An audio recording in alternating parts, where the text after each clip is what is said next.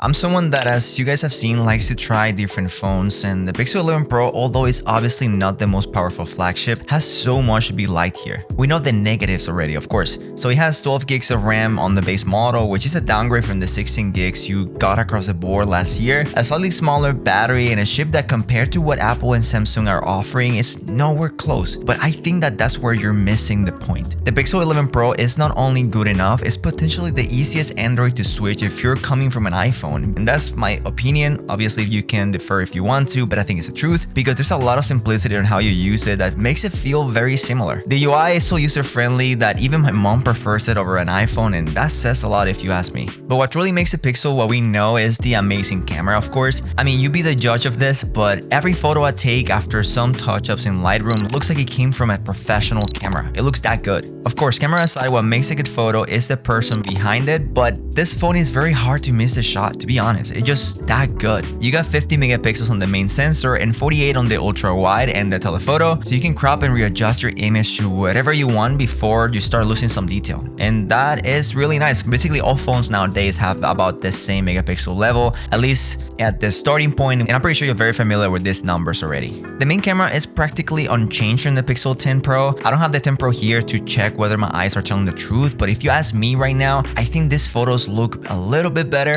You guys can tell me in the comments if you agree or not, but I think these photos are amazing. The one lens that got a massive update is the 5x telephoto. The sensor is now much bigger at 1/1.95 inches, which is definitely larger than the iPhone 17 Pro and the S26 Ultra when it comes to their zoom lenses. And obviously that means more light coming to your sensor and a more natural background blur, which to me adds a lot to that professional look. And it really shows, you know, the camera takes beautiful photos. Pixel phones use AI on their photos, and that's not a secret. They can rebuild the bad quality photo with what the phone thinks it should look, and for the most part you won't notice anything out of the ordinary because it does a really good job here. And that's obviously aside from the processing you see when you take the photo, because it takes a little bit to give you that final look, but personally I don't think it's a big deal. But I did notice a slight beauty filter when shooting people, and for some of you I think that'll be probably a good thing because it'll give you better photos that to your eyes are gonna be more pleasing, and it gives you a little bit of that Lightroom effect on your JPEGs, which is good if you don't want to edit your photos and get something good straight out of the camera, which you can definitely get on the Pixel very easily. But if you put them side by side with the raw files, you can clearly see where the changes are happening. Pixel Looks is another cool addition to give your photos a more stylish look, and it's not bad, you know. After using it for a bit, I realized that it's not for me, and I keep going back to the standard look. But if you like it, it's there for you to experiment and find what looks best for you. I like that I can prioritize different aspects of my photos in case I want to focus on the shadows or go for a more neutral style, which is basically the same style as iPhones. So if you like those colors the best, there you go. You can definitely adjust it here. But the good thing is that the choice is completely yours, and that's something that I really appreciate. And yeah, the camera bar looks a lot nicer now. You know, it's now all glass, slightly thinner, and overall it makes the Pixel feel more premium.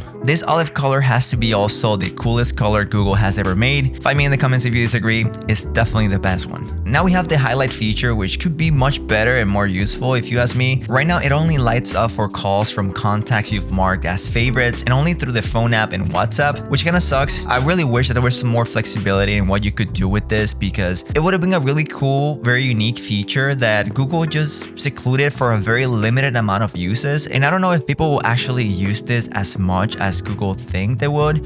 It's something that I will definitely expect an update later on to maybe cover other apps and different variations of how this highlight feature works. It also pulls us when you're talking to Gemini, so I guess that's something else too. Something that does deserve some props here is the display because it looks so freaking good. It's extremely bright and sharp, which is basically all you need if you ask me. You get 495 pixels per inch, which is more than the iPhone 17 Pro, and right there with the S26 Ultra, just slightly less, but basically about the same. And Google rates this phone with a peak brightness of 3600 nits, which is pretty cool. In HDR content specifically, it hits 2000 nits, where the iPhone tops out at 1600, so you will see the difference if you're coming from an iPhone that this one is a little bit brighter. So it will not give you the same problems as the S26 Ultra. Unfortunately, when you go directly under the sun and you cannot see anything in your screen, yeah, that definitely sucks there.